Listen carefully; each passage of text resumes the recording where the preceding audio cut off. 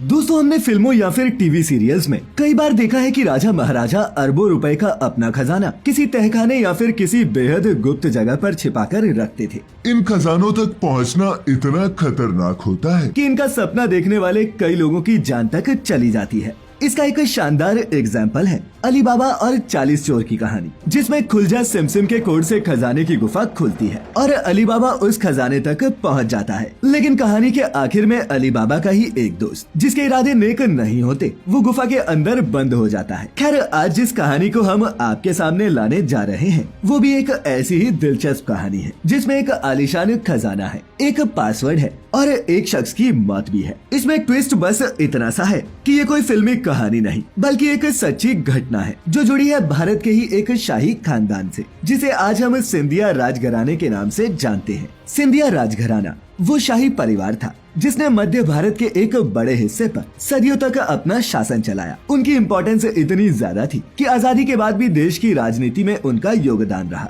मध्य प्रदेश की जिस जगह को आज हम ग्वालियर के नाम से जानते हैं, वो कभी सिंधिया राजघराने की राजधानी हुआ करती थी। यहाँ पर एक किला भी था जिसे ग्वालियर का किला कहा जाता है, और ये कोई आम किला नहीं, क्योंकि बाकी किलों की तरह इस किले की जिम्मेदारी सिर्फ राजधानी की सुरक्षा नहीं थी, बल्कि ये किला अपनी दीवारों के भीतर हजारों करोड़ रुपए के खजाने की देखभाल भी करता था। दोस्तों, आपको जानकर हैरानी होगी कि ग्वालियर के इस किले में सुरंगों का एक जाल बिछा हुआ था और इनमें कई तहखाने थे जहाँ पर ये खजाना बेहद ही सीक्रेट तरीके से रखा जाता था। इस पूरे जाल की भूल भुलैया का भी एक कोड था जिसे बीजक कहा जाता था। ये बीजक सिर्फ राजा या फिर उसके बेहद खास लोगों के पास ही होता था और इसे किसी भी और से साझा नहीं किया जाता। राजा मरने से पहले ये कोड अपने उत्तराधिकारी को सौंपता था और इस तरह पीढ़ी दर पीढ़ी ये कोड आगे पहुंचता रहा और खजाने की सुरक्षा होती रही। लेकिन एक स्थिति ऐसी थी जिसे राजा के परिवार या फिर कोड बनाने वाले लोगों ने कभी नहीं सोचा था। आप ही सोचिए कि उस खजाने का कोड अपने उत्तराधिकारी को बताने से पहले ही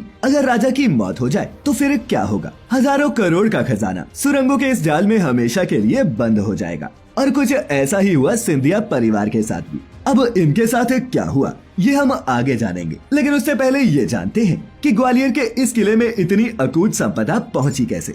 18वीं सदी के शुरुआती सालों की बात है। मराठाओं के पेशवा बाजीराव का एक सेवक था जिसका नाम था रानोजी सिंधिया। एक रोज पेशवा अपने तंबू से बाहर निकले तो उन्होंने देखा कि रानोजी उनकी चप्पलों के साथ सोए हुए हैं। रानोजी की स्वामी भक्ति से पेशवा इतने खुश हुए कि उन्होंने रानोजी को अपना बॉडीगार्ड बना लिया। धीरे धीरे तरक्की करते हुए रानोजी मराठा साम्राज्य के एक ताकतवर जनरल बन गए और 1731 में उन्होंने उज्जैन को अपनी राजधानी बना लिया। वक्त के साथ साथ सिंधिया और भी ताकतवर होते गए और 1810 में दौलतराव सिंधिया के काल में उन्होंने अपनी राजधानी उज्जैन से ग्वालियर शिफ्ट कर दी और इस तरह ग्वालियर का ये किला सिंधिया राजघराने का केंद्र बन गया। इन सालों में युद्ध से कमाई बहुत सी दौलत इकट्ठा हुई थी और इस खजाने को गंगाजली कहा जाता था और इसी खजाने को इन खुफिया तहखानों में बीजक के साथ छिपाया गया। अब आते हैं साल 1843 में, जब जयाजीराव सिंधिया ग्वालियर की सत्ता पर काबिज थे। जाहिर है कि उन्हें उनके राजा ने खजाने का कोड सौंप दिया था। इस कोड के बिना तहखाने को खोलना नामुमकिन था।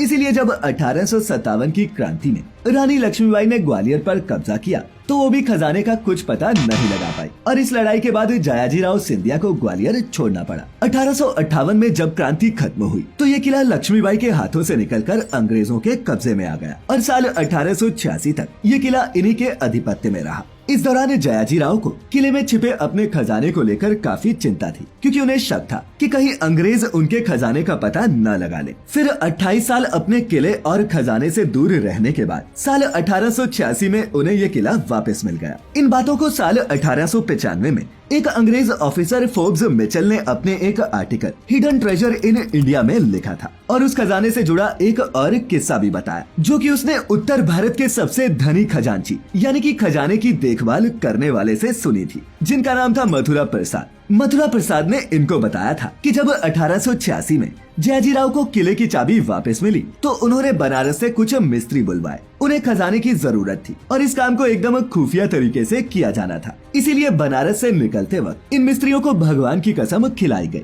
जब ये लोग ग्वालियर पहुँचे तो उनकी आंखों में पट्टी बांधकर उन्हें बैलगाड़ी में बिठाकर एक खुफिया तहखाने तक ले जाया गया। तहखाने में रहकर उन्होंने कुछ दिन तक खुदाई की और खजाने के दरवाजे का पता लगाया। आखिर में जब जयाजीराव को विश्वास हो गया कि खजाना सही सलामत है, तो फिर मिस्त्रियों की आंखों पर दोबारा पट्टी बांधकर उन्हें उसी तरह वापस भेज दिया गया जैसे लाया गया था।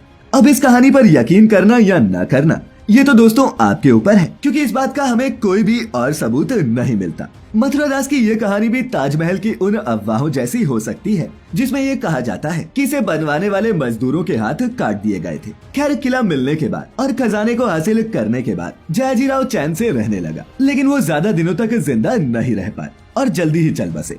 और यहीं पर इस कहानी का सबसे इंटरेस्टिंग प्लॉट आता है। होता यह है कि उनकी मृत्यु के बाद माधवराव सिंधिया को गद्दी हासिल होती है, लेकिन न जाने क्यों महाराज जयाजीराव उन्हें खजाने का वो कोड या फिर बीजक नहीं दे पाए। कुछ लोगों का मानना है कि वो कोड देना भूल गए, तो कुछ का कहना है कि उनके पास समय कम था। वैसे आपकी जानकारी के लिए बता दें कि महाराज माधवराव सिंधिया राजस्थान की पूर्व मुख्यमंत्री वसुंधरा राजे के दादाजी थे। खैर, अब सवाल पर वापस आते हैं कि फिर ये खजाना कैसे हासिल हुआ, और इसकी कहानी एक दूसरे ब्रिटिश राइटर MM काय ने अपनी आत्मकथा में लिखी है। वो बताती है कि उनके पिता ने उनको इस खजाने की कहानी सुनाई थी जब वो ग्वालियर में पोस्टेड थे। उस वक्त माधवराव सिंधिया खजाने के न मिलने से काफी परेशान थे। उन्होंने बताया कि महाराज की इस परेशानी का हल लेकर उनके पास एक ज्योतिषी आया। उस ज्योतिषी ने उन्हें यकीन दिलाया कि वो महाराज को इस खजाने का रास्ता बता देंगे, लेकिन उसकी भी एक शर्त थी, और शर्त ये थी कि महाराज को खजाने तक अकेले ही जाना होगा, और वो भी आंखों पर पट्टी बांधकर। माधवराव तैयार हो गए, लेकिन तहखाने में घुसते ही अचानक एक जोरदार आवाज ने उन्हें चौकन्ना कर दिया। उन्हें लगा कि ये उनकी हत्या की साजिश हो सकती है। उन्होंने अपने हाथ में पकड़ी छड़ी को जोर से घुमाया, जो सीधे ज्योतिषी को लगी, और वो वहीं ढेर हो गया। उन्होंने बाहर निकलने के लिए आसपास की दीवारों को टटोलने की कोशिश की, जिस बीच उनका हाथ एक खंबे पर पड़ा। हाथ लगते ही खंबा अपनी जगह से हिल गया और उनके पीछे मौजूद खजाने का दरवाजा सामने आ गया, और इस तरह महाराज ने अपना खोया खजाना वापस हासिल कर लिया। इसके कुछ साल बाद एक ब्रिटिश अधिकारी कर्नल बैनरमैन ने कुछ और तहखानों की खोज की, जिसका जिक्र माधवराव सिंधिया की बहू विजयराजे सिंधिया ने भी अपनी आत्मकथा में किया है। अब दोस्तों, सवाल ये है कि इस खजाने में था क्या। तो बता दें कि लाइव इंडिया हिस्ट्री नाम की वेबसाइट के को-फाउंडर और रिसर्च हेड अक्षय चौहान ने नेशनल आर्काइव्स ऑफ इंडिया के कुछ पुराने दस्तावेजों को खंगालकर इस खजाने का पता लगाया है। अक्षय कर्नल बैनरमैन के लिखे कुछ खतों के जरिए इस खजाने का हिसाब बताते हैं। इनके मुताबिक ग्वालियर के इस खजाने में 40 लाख सोने की मुद्राएं, जिनकी कीमत उस वक्त भी 5 करोड़ 64 लाख के आसपास रही होगी, ये शामिल थी। इसके अलावा 14,720 हीरे, 37,667 मोती, 11,000 मानिक और कई हजार जवाहरात भी इस खजाने का हिस्सा थे, जिनकी कीमत अरबों में आंकी जा सकती है। 21वीं सदी के हिसाब से ये पूरा खजाना हजारों करोड़ से कम का नहीं था। इन खतों से ये भी पता चलता है कि खजाना सिर्फ ग्वालियर किले के नीचे नहीं था। खजाने का एक हिस्सा मोती महल के नीचे बनी एक खुफिया जगह पर भी रखा गया था, और इसका एक हिस्सा महल के बगीचे के नीचे भी दफनाया गया था। अब आपके मन में आ रहा होगा कि इस खजाने का हुआ क्या।